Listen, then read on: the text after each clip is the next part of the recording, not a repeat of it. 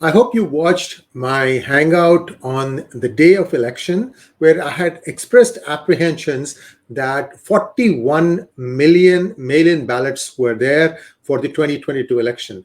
And if you compare this with 2020, where there was a raging COVID problem, you had 101 million mail-in ballots. Remember that the voting public in America is somewhere in the ballpark of 275 million to 300 million. So 1 in 3 in 2020 and 1 in 7 in 2022. Just take it 20,000 foot level, right?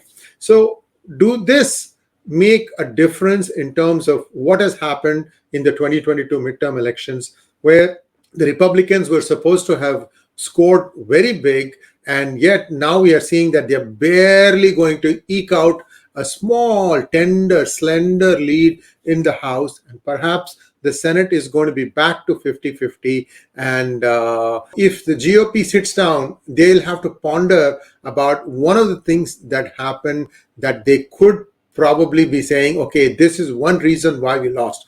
I also think that the Republicans did not put up very good candidates in many places, and candidate selection is key, because now with social media, you have so much information, people can drill into the details to understand what kind of a person they are and what kind of prospects they should have. So with so much headwind, how did the Democrats win so big? So let me show you something, a very interesting map. 41 million mail-in ballots, right? Chance for hanky-panky? Maybe. How? That's what I'm going to show you. Take a look at this particular map. What this map is the voter ID laws state by state. And you can see that several states, you don't need any ID. You can just go and say, this is who I am, and then vote. Nobody's going to check. Which are the states? You'll be shocked, because this time when I went to vote in California, they didn't ask me for anything.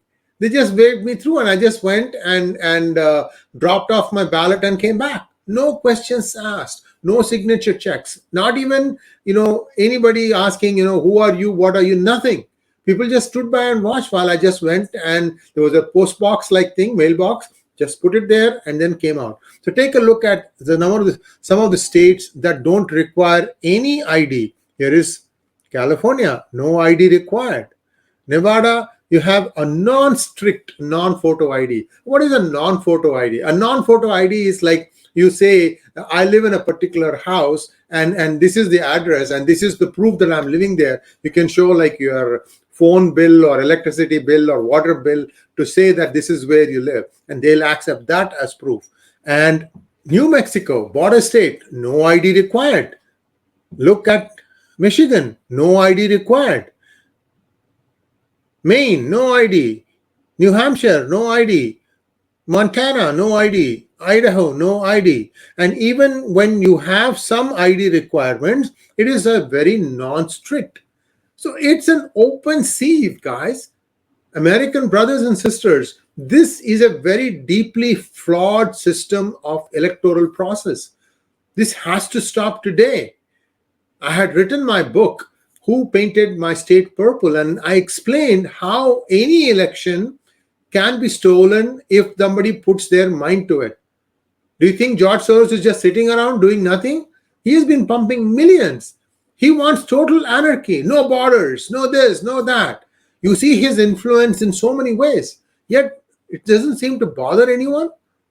Why should this? Look at just this one map. Why should a resident of a particular state be subjected to a different set of rules when he or she is casting his vote or her vote? It doesn't make sense to me. A country with 1.4 billion population, India, has a normalized electoral process. Everybody sees the same thing, and that's what they use to elect. So the chances of going wrong are greatly reduced, and these machines don't have network connectivity. It's a very closely guarded. The integrity of the process is extremely high. And here we are, the most advanced country in the world technically, and we still have this bizarre process to elect our representatives. I'm not saying that Republicans lost because of this, but if somebody sets their mind to it, you can play with the process. That's my beef, nothing else. And this is going to continue because of gerrymandering, because of redistricting, because of this and that, and both parties will continue to exploit this. And suddenly you will notice that the entire United States election process will rest on like 4 or 5 states. Again, I explain how this can happen in my book. I'm not trying to sell my book. All I'm trying to say is we are amazingly ignorant. Ignorance is not bliss, at least not in this case. Thanks for watching. Please like, share, and subscribe to our channel. Don't forget to click on the bell button for notifications. Namaskar.